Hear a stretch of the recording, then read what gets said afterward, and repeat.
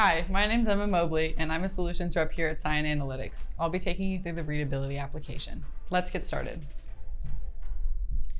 The Readability application gives you a graded score based on the Flesch Ease reading scale.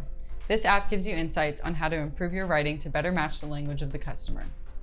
Let's show you how to run the application. Hit Next, then select your project and your document. Then hit Analyze. Let's take a look at the results. At the top, you've got the readability grade of your document. This is based on an average of the sections below. The lower the grade, the more complex the writing is in that section. The higher the grade, the less complex it is. You can use the Readability app to adjust your writing to the customer. For example, if you're writing to a technical RFP, you would see a lower grade based on the complexity of your document.